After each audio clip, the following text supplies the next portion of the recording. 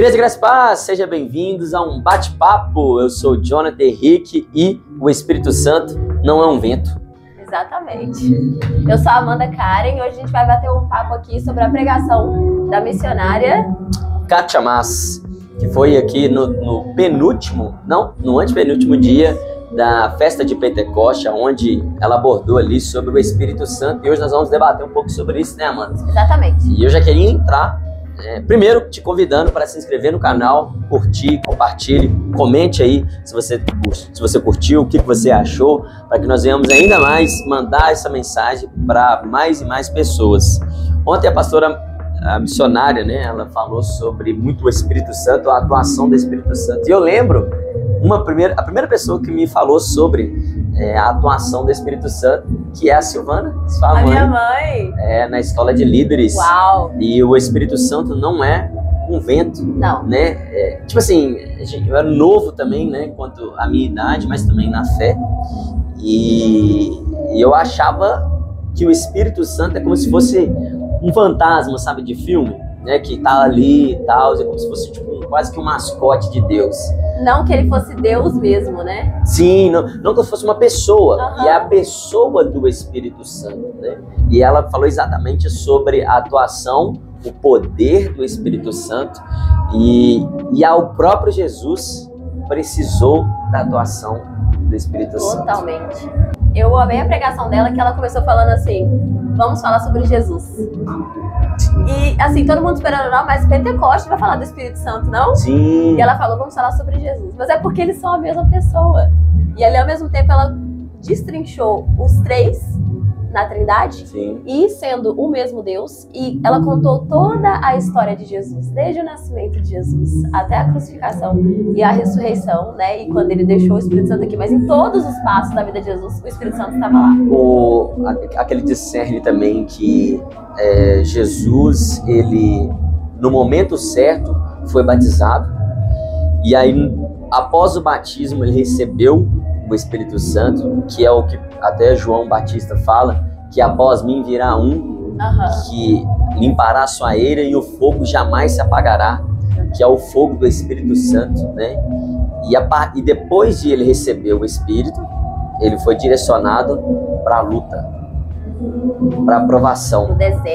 Pro deserto. Porque no deserto, que é literalmente provado. Na verdade, o Espírito Santo direcionou para o deserto, e no deserto que ele foi aprovado, né, nas tentações, e o ministério é a mesma coisa. Não, tem gente que já quer começar o ministério de uma vez, né? É o discerne, da onde é o que ela falou, pular etapas. Totalmente. Né? Eu já sofri muito por pular etapas, até na minha juventude, né? Eu não vivi a adolescência com a intensidade de um adolescente. Eu vivi muito focado em Deus mesmo, focado em projetos de Deus, naquilo que Deus, né, aquilo que me vislumbrava. E eu pulei algumas etapas que a gente não percebe na hora, né? Quando você está pulando etapa, você não percebe, mas depois você vai ver que um momento você vai precisar daquela bagagem. Fez uma falta, né? E mesmo que seja tentando buscar por coisa de Deus, a gente acaba se perdendo ali no que Deus quer que a gente viva de verdade, que Ele nos criou para viver. Por isso que até, né, as lutas é o que nos fortalece, nos amadurece. Porque as lutas, o Espírito Santo nos ajuda a passar, e o Espírito Santo que nos amadurece para a obra que Ele tem em nós. Os ministérios são distribuídos por Jesus, os dons distribuídos pelo Espírito. Então é aquela união que você abordou no início, né? Que Jesus, ele precisou, né? Desde o início ali, ele precisou da direção do Espírito Santo, mas teve um momento que iniciou o ministério dele. Sim. Foi quando isso veio à tona para todos. Exato. Ou seja, todo ministério, um momento, vai ser mostrado a todos. E a pessoa vive ali. É nítido quando você vê alguém cumprindo o propósito dela na Terra, né? Você vê como a pessoa, ela transparece aquilo, ela não tem necessidade de mostrar para os outros. Sim. Porque simplesmente acontece. Sim. Ela vai ali sendo usada pelo Espírito Santo, o Espírito Santo vai tendo a liberdade, porque a gente também tem que dar essa liberdade para o Espírito Santo. Sim. Quando ele tem essa liberdade para que a vontade dele flua, não tem nada que pare, não. Você acha que sim, por exemplo, existe uma diferença entre você entender o seu chamado e talvez você ser egocêntrico. né? Sim. Você acha que uma pessoa que sabe do seu chamado e ela pontua aquilo, né? Ela tem certeza de ser do chamado dela, pontua aquilo, é uma coisa egoísta ou é como se diz, uma verdade? Porque agora aquilo que ela falou também, não existe uma verdade absoluta, né? A única verdade absoluta é que Jesus é a verdade. Exatamente. No chamado, uma pessoa que vive ele, que está dentro do projeto de Deus, dizer que sabe e tem certeza é uma direção do Espírito, ou a pessoa de fato precisa ser sempre direcionada naquele sentido de que cada passo seja direcionado para ele e ela não sabe o dia de amanhã, é viver pela fé.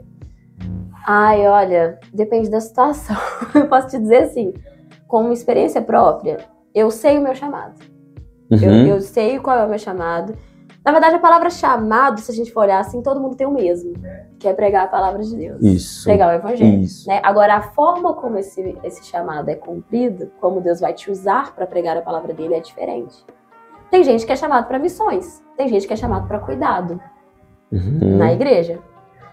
Agora também tem gente que é chamado para ser pastor. E pastor não necessariamente é um líder. O pastor, ele é alguém que cuida das ovelhas. O nome pastor no Brasil ficou como líder da igreja. Mas na igreja, assim, ele é o cuidador das ovelhas. E muita gente eu já vi pensando assim, eu tô vivendo o meu propósito ou o propósito do meu pastor? Uau. Eu já vi muita gente falando isso. Como se fosse viver uma sombra? Tipo assim, eu tô fazendo o que o meu pastor quer que eu faça, eu tô vindo só nos cultos que ele prepara as coisas, ou eu tô fazendo o meu chamado? Eu tô vindo aqui porque eu tô no meu ministério, porque eu tenho que cumprir a escala, ou eu tô vivendo o meu chamado? A questão é que a culpa não é do pastor, porque ele descobriu o chamado dele, ele descobriu a forma que ele tem pra poder pregar o evangelho e ele vai. Sim. Agora tem muita gente que ainda não descobriu e acaba ali vivendo nessa sombra, só que se a pessoa ela estiver pregando da forma que ela foi chamada para pregar, ela não vai se sentir uma sombra. Ela vai entender que ela faz parte do corpo. Uau! E aí todos juntos trabalhando para que a mensagem seja eu vejo muitas pessoas, né, até como líder, que sente esse vazio, como se fosse essa depravação no emocional, a falta de sensação da utilidade. Eu acho que é isso. Sim, sim. Né? Quando você não está cumprindo o que o Espírito quer que você é forte, quando você não está cumprindo aquilo que o Espírito quer que você cumpra, e você fazendo muitas coisas, talvez até o tempo inteiro entregue para Deus, mas aquela Deus, sensação né? é para Deus. Exatamente. E aquela sensação... Tô na igreja o tempo todo, gente.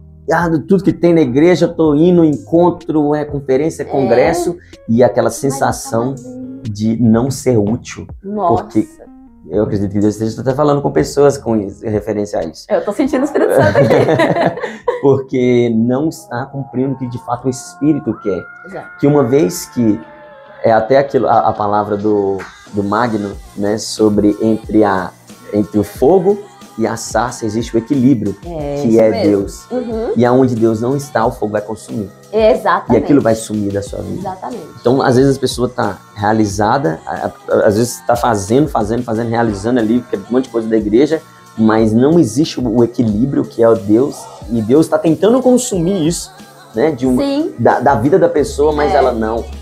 Insiste no eu tenho que fazer, eu tenho que fazer. Não, eu tenho que estar aqui, porque se eu não estiver aqui, não vai acontecer, eu não consigo fazer. E aí a gente entra no outro ponto que é, como que eu descobri isso? Buscando a intimidade. Ou, por exemplo, né, a questão de como que deixar Deus consumir o que não presta, muitas vezes você abrir mão da sua carne, fazendo um jejum, por exemplo. Sim. E aí eu lembro da parte que ela falou, que eles desceram do monte da transfiguração. Jesus, né, tinha descido ali com Pedro, Tiago e João. Sim. E aí eles pediram para poder expulsar o demônio do menino. Não puderam. Por quê? O tipo de demônio só sai com jejum e oração. E, gente, Jesus precisava fazer jejum e oração. Jesus precisava matar a parte humana dele todos os dias. Porque ele era 100% homem, 100% Deus. E aí ela até falou, mas ele expulsou por quê? Porque ele é Deus? Não. Porque ele é filho de Deus? Não. Porque ele se preparou espiritualmente. Ele deixou a parte humana dele morrer. Quando ele foi morrer, ele também deixou a parte humana dele morrer, porque foi difícil demais. Isso. Eu ia entrar exatamente nisso que ela comentou sobre na cruz ele dizer Lama Sabachthani, né? Que Eli Lama Sabachthani. Isso, que é Deus meu, porque me desamparaste. Ali ela me deu uma visão, uma ótica, onde de fato mostra que ele veio 100% homem e 100% Deus. Sim. Porque ele sentiu ali aquele sentimento de que Deus virou as costas para ele. Mesmo ele sendo a mesma pessoa. Que é o lado humano dele. Porque ele Deus, Jesus é uma só, né? Jesus, o Espírito Santo e Deus é uma só pessoa. Só que a versão ali para mostrar de fato que ele era homem, a versão homem dele sentiu o abandono de Deus. Que é aquele momento que nós pecamos, né? E Deus, o pecado nos afasta. Nos distancia. Porque ele estava com todo o pecado do mundo sobre ele. Então era muito para Deus estar perto de todo o pecado do mundo. Deus é digno demais para estar perto de todo o pecado do mundo. E todo o pecado do mundo estava sobre Jesus. E todo aquele peso, né, causou nele aquela emoção. Antes também. Antes, lá no Monte do Getsemane, exatamente. No Getsemane ele suou sangue, né? Que ele suou sangue para aquela tensão. E aquela tensão mostra o lado humano. Que Jesus sabia que o lado humano dele necessitaria do Espírito Santo. Sozinho não ia dar. Não ia dar. Não. E nós precisamos cada dia mais ser cheios e preenchidos pelo Espírito Santo, porque ele é o nosso ajudador. Né? Existe uma versão da Bíblia, né, direto da Septuaginta, onde ele diz sobre alguém exatamente como ele. Só que não como ele, mas sim como você. Porque o Espírito Santo, ele sente as nossas dores. Ele sente o que nós sentimos e ele nos faz sentir o que ele sente, né? Para o arrependimento, para nos convencer. Não amar o próximo. Então alguém como é exatamente alguém que te entende, alguém que está direcionado exatamente a nós, né? Para não sentirmos só. Exatamente. Não vos deixarei só, mas eu mandarei alguém. Amigo, presente, aquela pessoa assim que você, pessoa mesmo, que você precisa se relacionar, precisa se encontrar. E ele te ouve a qualquer momento. É só falar, Espírito Santo, socorro. Ele tá aí do seu lado. Muito bom. Se você assistiu até aqui, por favor, deixe o seu curtir, deixe o seu comentário, se inscreva. Acredito que Deus falou com você aí sobre aquilo que ele tem para você, né? O Espírito Santo, ele tem para todos nós a intimidade. Que é o nosso chamado, levar ali a palavra de Cristo, levar o Evangelho. Sim, sempre. É isso, gente. Fica aqui com a gente no nosso canal, porque você vai ver muito mais conteúdos. Dessa forma, de outras formas, se você tem alguma ideia pra gente, coloca aqui nos comentários. Nós vamos ler cada um e nós vamos tentar, ao máximo, deixar aqui um lugar sempre acolhedor. Um lugar que você vai poder ouvir sobre Jesus e ser você aqui com a gente. Até a próxima!